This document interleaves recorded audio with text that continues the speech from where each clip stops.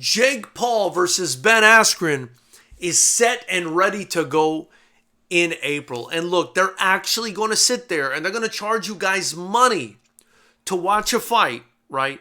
Between a guy in Jake Paul who's never fought a boxer before and a guy in Ben Askren who is the worst striker potentially in the history of the UFC. They're going to, and he's retired, they're going to charge you guys money to watch those two guys compete in a boxing ring.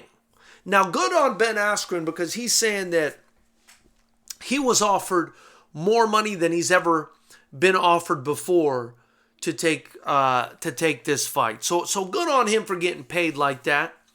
But you know, I just don't understand this fight, and I don't understand the allure of it. Look, none of these three recent gimmicky fights that we've been told about and that are coming up interest me at all. At all. I stand by the fact that the Manny Pacquiao versus the Ryan Garcia fight is very harmful to boxing because it's an exhibition bout in a situation where these two guys should actually be fighting each other.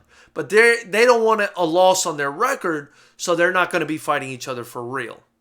So, I mean, that's just ridiculous and disgraceful and not a precedent that should be set by two active boxers.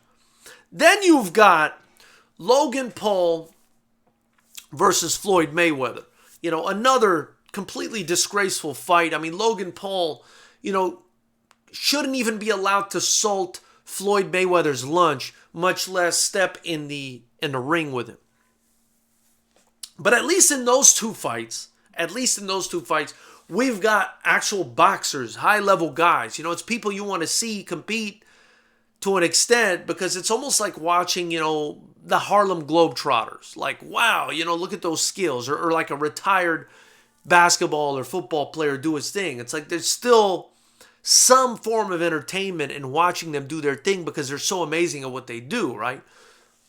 But what's the pitch? What's the sales pitch for Jake Paul versus Ben Askren? Again, a guy who's boxed a basketball player and a social media goof versus a guy who's the worst striker in the history of MMA, retired, and has never boxed in his life, and it's happening in a boxing ring. I want to understand, what the allure is in this fight. And that's my question to you guys. My question to you guys today is, if you're buying this fight, why are you buying this fight? And if you're not buying this fight, why do you think anybody would buy this fight? Because I certainly wouldn't. But I'd love to hear what you think and put that in the comments below. When you're done doing that, hit the like button, hit the subscribe button, the bell notification icon next to it to join Knucklehead Nation. Also, hit the join button and become an official member. You won't see it on your Apple device, but you'll see it if you're on Android.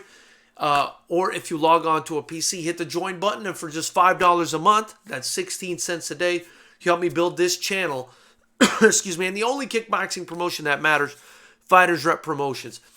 With that $5 a month, you'll get access to our live pay-per-views when we come back, once this lockdown is over. You also get discounts on FightersRep merchandise in the link below, and you'll get to be part of our monthly members-only meetings where we discuss the progress of the promotion.